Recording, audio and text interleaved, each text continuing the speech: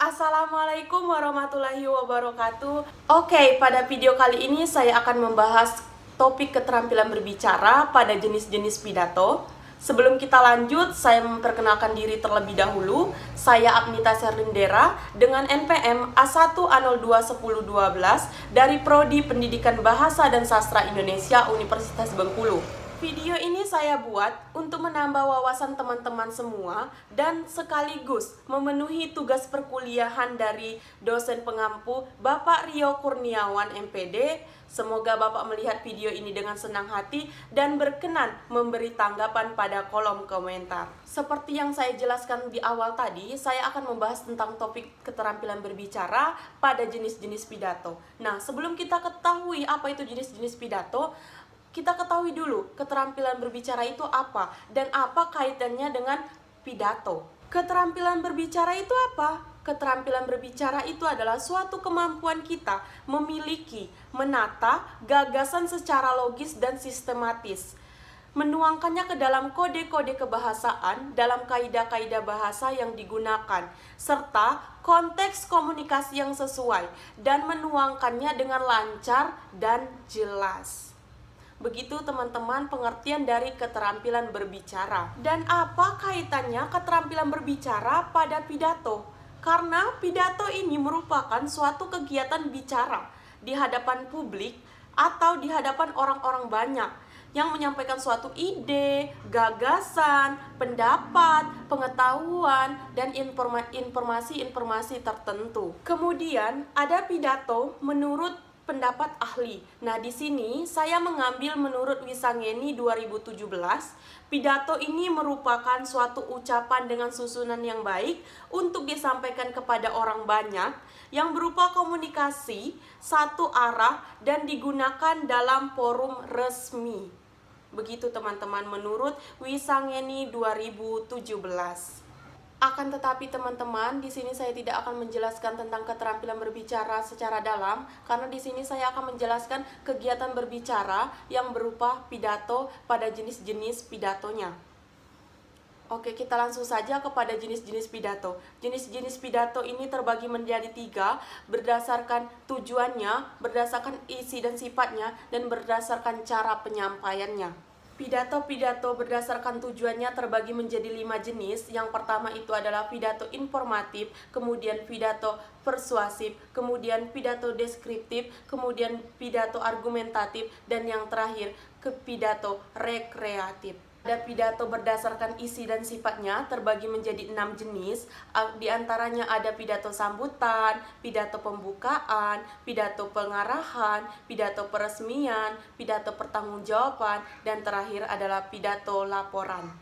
Selanjutnya yang terakhir ada pidato berdasarkan cara penyampaiannya terbagi menjadi 4 jenis. Yang pertama adalah pidato impromptu, pidato manuskrip, memoriter, dan extemporer. Pada jenis-jenis pidato berdasarkan tujuannya tadi diantaranya ada pidato informatif. Pidato informatif ini merupakan jenis-jenis pidato yang bertujuan untuk menyampaikan informasi kepada publik agar menjadi tahu akan sesuatu. Suatu informasi dapat diyakini dengan fakta sebagai alat konkretasi dalam penyajiannya. Kemudian yang kedua ada pidato deskriptif. Pidato deskriptif ini merupakan jenis-jenis pidato yang menggambarkan atau melukiskan suatu dengan tujuan agar dapat membayangkan suatu objek. Selanjutnya ada pidato persuasif. Pidato persuasif ini merupakan jenis pidato yang bersifat mengajak atau membujuk pendengar untuk melakukan hal yang disampaikan agar mengubah pilihannya atau sikapnya. Kemudian ada pidato argumentatif. Pidato argumentatif ini adalah merupakan jenis pidato yang bertujuan untuk meyakinkan pendengar akan sesuatu pokok dengan membuktikannya kebenarannya kepada publik. Kemudian yang terakhir ada pidato rekreatif. Pidato rekreatif ini merupakan jenis pidato yang bertujuan untuk menghibur pendengar. Biasanya terdapat dalam jamuan-jamuan pesta atau perayaan tertentu.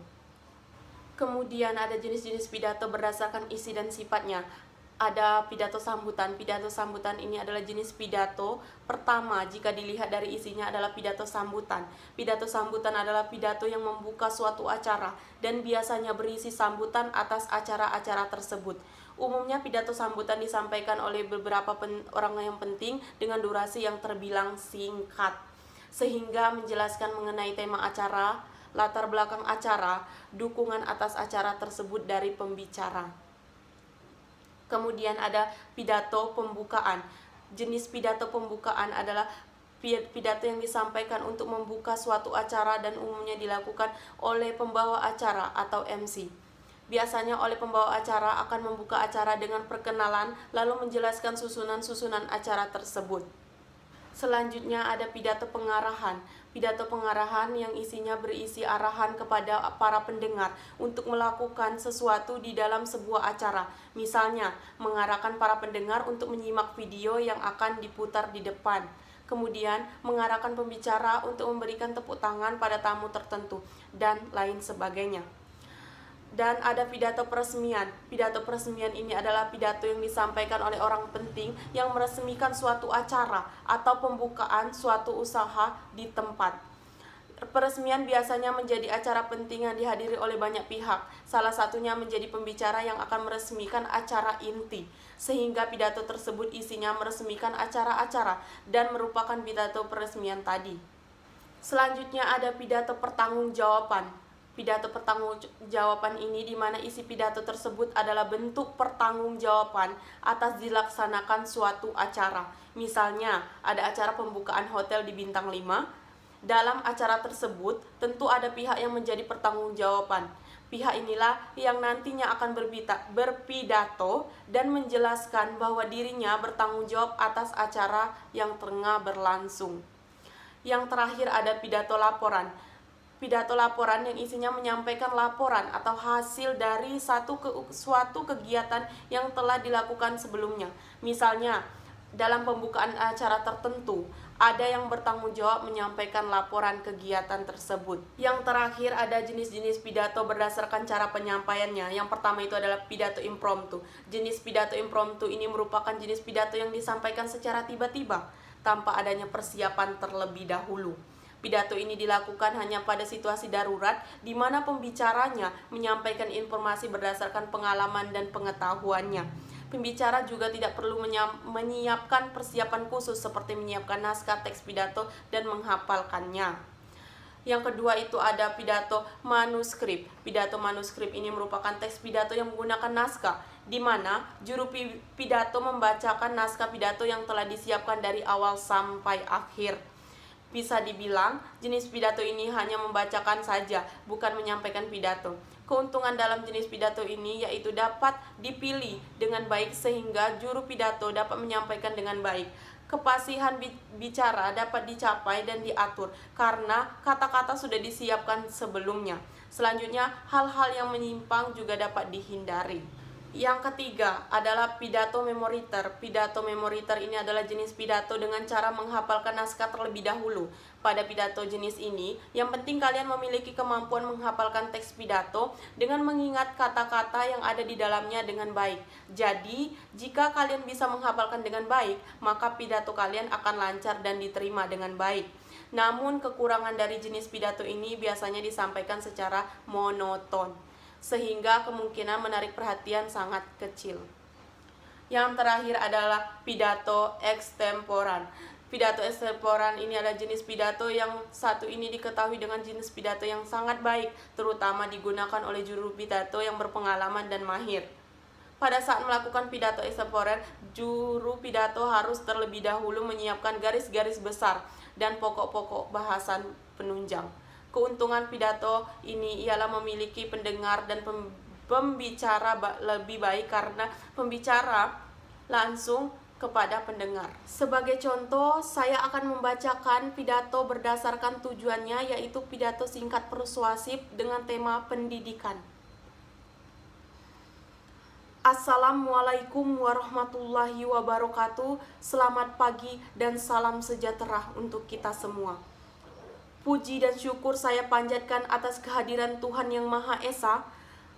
Karena atas berkat dan rahmat-Nya, kita dapat berkumpul di halaman sekolah yang rapi dan bersih ini.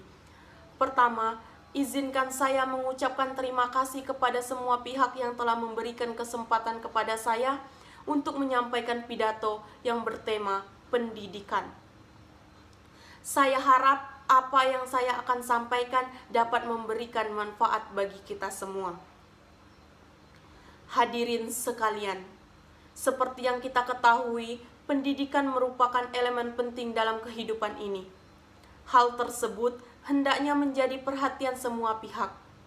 Pendidikan dapat menjadi kekuatan dalam membangun sebuah bangsa yang kuat, cerdas, dan bijaksana. Dengan kondisi pendidikan saat ini, tentunya kita perlu menyadari pentingnya sinergi semua pihak untuk memajukan pendidikan. Pada para hadirin yang saya hormati, dalam rangka memajukan pendidikan di negeri ini, kita harus memulai dari lembaga formal. Kita memerlukan regulasi yang matang dan baik bagi pendidikan terbaik. Tentunya kita memerlukan proses dan konsistensi untuk melakukan perbaikan dan menghasilkan lulusan yang berkompeten. Selain itu, kita juga perlu menyadari bahwa tren digitalisasi pendidikan pun harus disesuaikan dengan zaman. Tidak hanya mengenai penggunaan teknologi dalam pendidikan, tetapi kita juga akan memerlukan pendidikan karakter yang dapat memaksimalkan manfaat teknologi itu sendiri. Bangsa yang besar dibangun dengan sinergi dari semua unsur, dibekali dengan kerja keras dan konsistensi. Maka dari itu, mari kita saling bersinergi, menggerakkan pegangan untuk pendidikan Indonesia maju. Hadirin yang terhormat, demikian semoga apa yang saya sampaikan dapat memaknai oleh hadirin di sini. Atas kurangnya lebihnya, saya mohon maaf.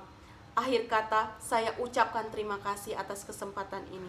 Nah teman-teman, saya kan sudah membacakan salah satu contoh dari jenis pidato berdasarkan tujuannya, yaitu pidato singkat persuasif yang bertema pendidikan.